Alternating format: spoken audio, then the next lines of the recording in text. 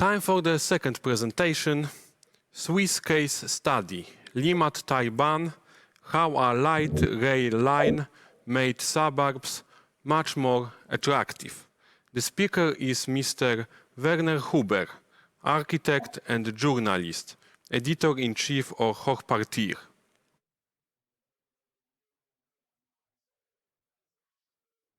Ladies and gentlemen, it gives me a great pleasure to present this case study here today. Maybe we're just beginning with a first slide. It shows that the means of transport can be so much more than just a means of transport.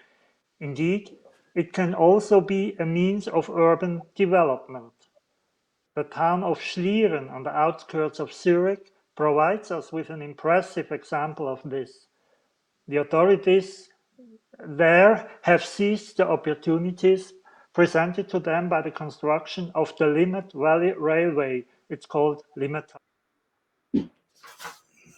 Center of Schlieren, just in an aerial view. The next slide, we see the outline of Schlieren. I expect that you are all familiar with the name of Zurich, but you will probably never have heard of Schlieren. So, first of all, let's take a look at the map. Here is the metropolitan area of Zurich, with the city of Zurich at its center, Winterthur, the city of Winterthur on the northeast, and the airport between them. Next slide. You see the rapid transit network as we saw it just before, the S-Bahn, which has been operated by Swiss Federal Railways on behalf of the canton of Zurich since 1990, and which has been extended several times since then. On the next slide, to give you some notion of the scale of the project, I just placed the Warsaw Rapid Transit System on top of the Greater Zurich area. The lines in red are the Szybkie Kolej Miejska SKM. The two metro lines are in green. The next slide. You see now the city borders of Warsaw with the Palace of Culture, the Stadium Narodowe, and the airport.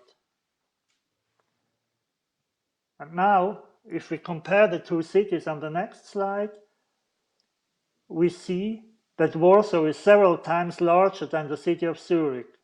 The same goes for the two populations. About 415,000 people live in Zurich and approximately 1.8 million in Warsaw.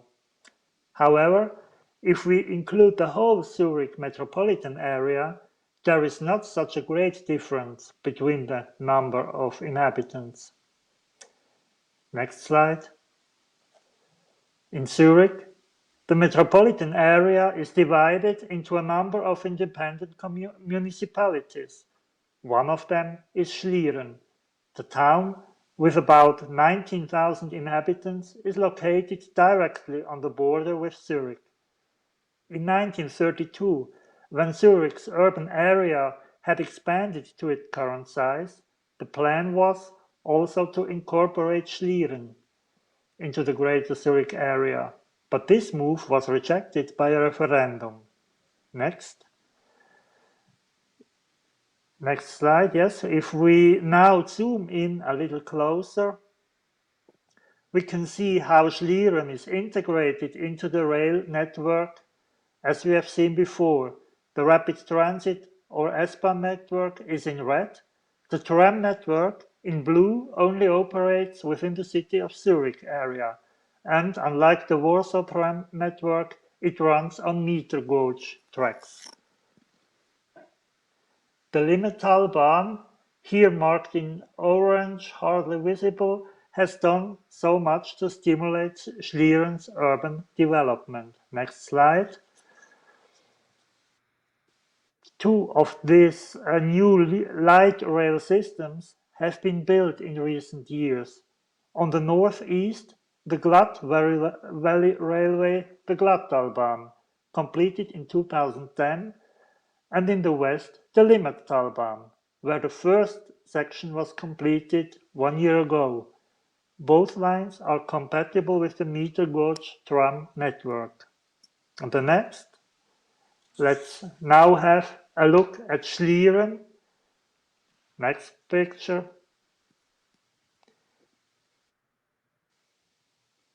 You see it here, as small as it is.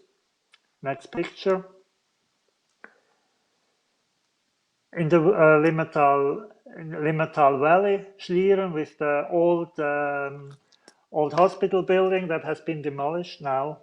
It looks quite idyllic from far. Next picture. Like all of the towns and villages in this conurbation, which now go under the title of city, Schlieren evolved from a farming village. As late as about 1890, most of the only 760 inhabitants were still working in agriculture. But then a period of impressive growth began in Schlieren.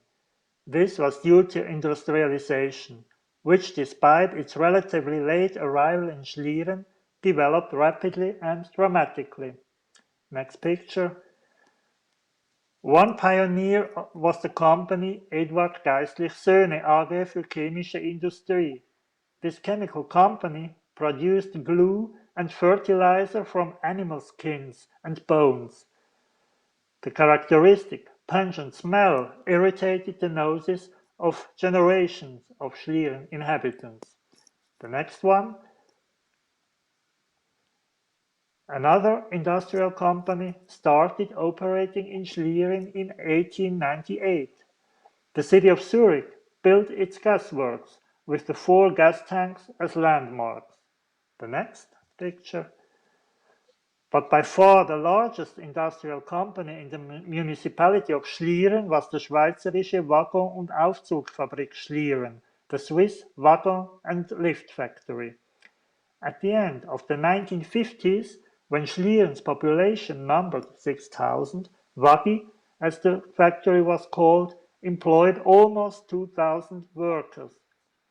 Railway carriages, trams, lifts and escalators carried the name Schlieren all around the world, for example in 1958 to the Atomium in Brussels. There were other companies, the dyeing plant, later an aluminium welding plant, and the Sibir refrigerator factory. None of this survives today. The conversion of the gas supply from town gas to natural gas in 1974 marked the beginning of the end. 16th May 1983, however, was a particularly black day when the gradual closure of the Schweizerische Waggon- und Aufzugefabrik in Schlieren became known. Next picture. In 1985, when the Waggi finally ceased operations, some of the buildings were demolished, but also the other industrial companies, the dyeing plant, the aluminium welding plant, the Sibir refrigerator factory, and also Geistlich glue factory, they all stopped production. Next picture. Schlieren managed to overcome the job losses relatively quickly.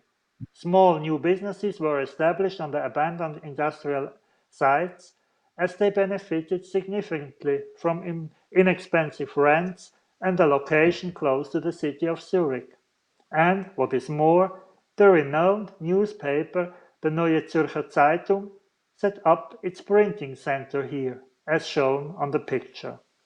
Next picture. Nevertheless, the disappearance of the traditional industrial enterprises meant Schlieren was trapped in a downward spiral, spinning faster and faster. There were several key reasons for this. First of all, the once positive connotation of the name Schlieren, thanks to the railway carriages, trams, lifts and escalators, was now associated with failure and decline. News about large industrial plants closing down naturally made greater headlines than reports about small and medium-sized companies setting up. Next picture. Back in the 1960s, Schlieren had made the same urban planning mistakes as in so many other municipalities in conurbations. The town center was sacrificed to mighty automobile. A tram was still running from Zurich to Schlieren up until 1954, but it was replaced by a trolleybus at that year. Then the main road from Zurich to Bern, which ran through the middle of Schlieren, was widened to create a 5-lane, almost like a highway, 5-lane street. 9 houses had to be demolished, 2 more had to be moved. The Ringstrasse on the right of the picture was built to provide a large turning loop for buses, and this road cut the railway station off from the town center. The construction of these roads dealt the fatal blow to the town center. And finally, Schlieren had to contend with the same problems as many other communities in conurbations. The urban infrastructure had not been able to keep up with the rapid growth during the boom years. Schools and nursery schools had indeed been built, and so had a sufficient numbers of shops. But community and especially cultural facilities were lacking. In addition, the housing developments built in the 1950s and 1960s were increasingly outdated. These properties were inexpensive, but they also attracted more and more low-income families, many of them from foreign cultures. This upset the demographic balance. The next picture. In the summer of 2003, a business magazine from Western Switzerland called AGEVI published a rating of different cities. In this rating, Schlieren suffered the year's most severe drop in ranking. It was relegated by 51 places and ranked 76 places behind the neighboring municipality of Dietikon. The newspaper Tagesanzeiger on the picture picked up on this rating and wrote a report on Schlieren. Although the article itself was quite well balanced, only the headlines stuck in public consciousness: living in the canton's waste bin. The accompanying images were eye-catchers selected to reinforce this message. A deserted center, second-hand car markets on both sides of the arterial roads. Next picture. That was the lowest point. Now the town took development into its own hands. The town compiled a mission statement which laid out the problems and the changes necessary. The findings were incorporated into an urban development concept, which involved Schlieren's population in the whole process. One of the key figures, alongside the politicians, was urban planner Barbara Meyer, who came to Schlieren in about 2006. She voiced her concerns with great commitment and energy. The next one. On both sides of the station, there were derelict sites which offered great potential. They meant that development was possible at prime central locations. Design plans facilitating large-scale development of these areas were based on the urban development concept. Riedpark, for example, is the backbone of the development on the site of the former dyeing plant and glue factory. Mostly as a result of architectural competitions and with property developers in charge, residential buildings were created which appealed to an urban public. Parallel to this, a housing association also replaced an older development with new buildings, and a new quarter was created to the west of the center. So we see on the next picture, next one, the Goldschlagey housing estate created by the architect Shigonguir in 2009. The next picture shows the next one, please. Here the development Amriet Park by AM2N architects from 2015.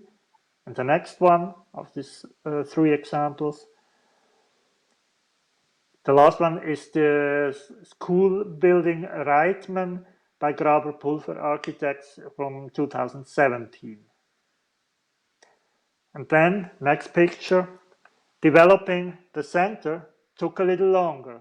After all, in this case, the primary objective was not to create residential or commercial space just to attract tenants, that means to be profitable, but to create pleasing urban spaces. This is primarily a task for the public sector. Next picture. A first step for Schlieren was participating in the Attraktive Zentren competition, so attractive centers, run by the Land Use Planning Association in 2003.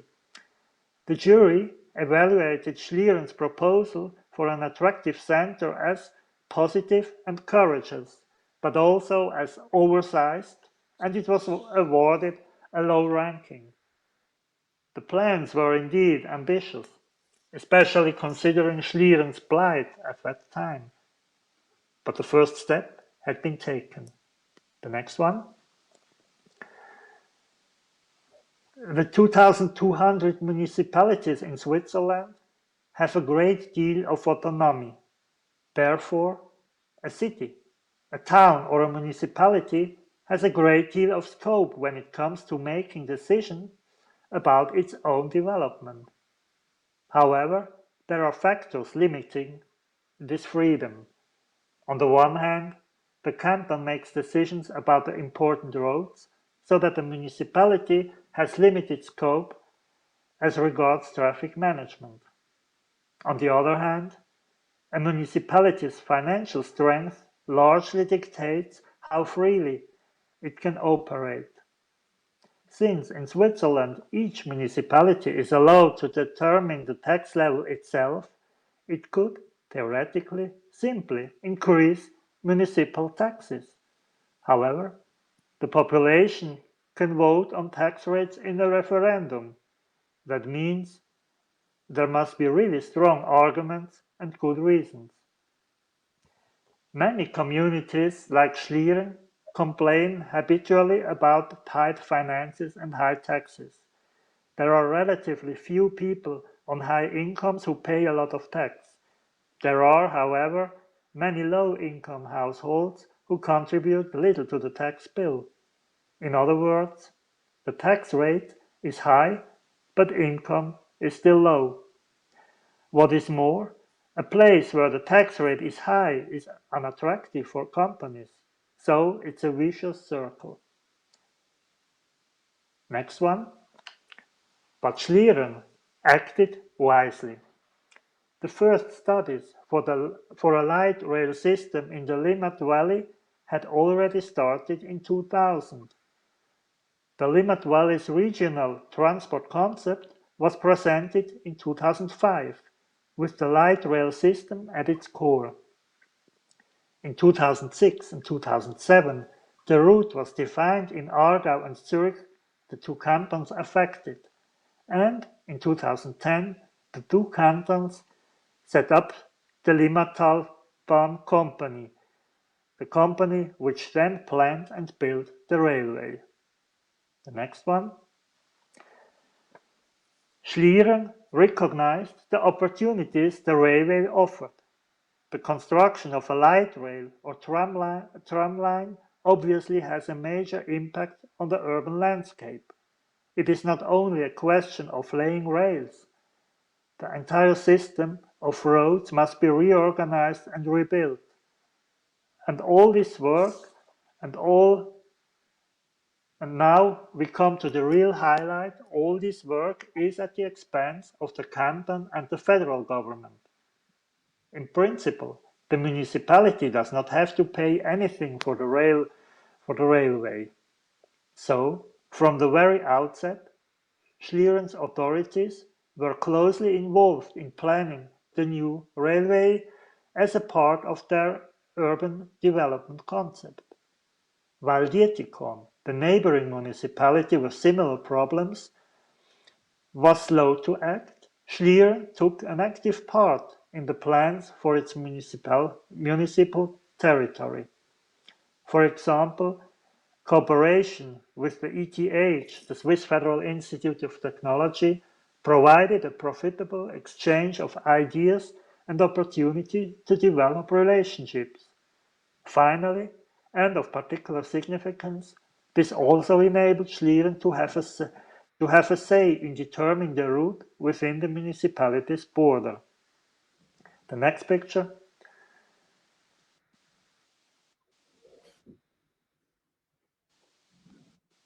The focus was on the urban wasteland at the center of Schlieren. The project for a new town square emerged from an open planning process involving Schlieren citizens at the beginning of 2010. The project included altering the size of the 5-lane road, partially relocating and rerouting it around a roundabout enclosing the new town square. Alongside the plans for the new railway, a new road layout was agreed with the cantonal authorities. Although some persuasion was required, the efforts paid off and resulted in success. For example, here with the parkside development by Weber-Brunner architects. It was the first visible sign in 2011. It bordered the future town square on the station side. Naturally, Schlieren Town Square did not come completely free of charge, even as a part of the Limmatalbahn works. The town had to pay for the design of the square itself. The canton only provided the railway infrastructure.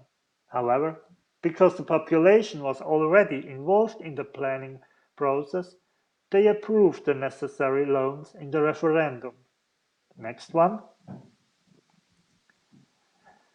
In the presence of the federal, cantonal and local authorities, you see Doris Leuthard in the middle, construction work on the first section of the Limmatalbahn began in summer 2017. The next one. The new line runs from Zurich-Altstetten to the turning loop west of Schlieren. The next one. As I told you, this section was completed over 1 year ago, in September 2019. The city's public transport system has been operating tram on line 2 from the city of Zurich to Schlieren since then. You see one of these trams on the picture. Next. At the same time, Schlieren became the proud owner of a new town square. The large red roof marks the new center and also enjoyed the municipality's new self-image within the conurbation. Next one. The construction work on the second stage of the Limmatalbahn is currently underway. From the end of 2022, it will run from Schlieren via Dietikon to the Kilwangen-Spreitenbach station in the canton of Aargau and will operate on its own vehicles. Thanks to the careful design of the entire line and its buildings, the railroad will also leave its mark on these municipalities. However, no one else has used the railway as a means of urban development as purposefully as Schlieren. Next one.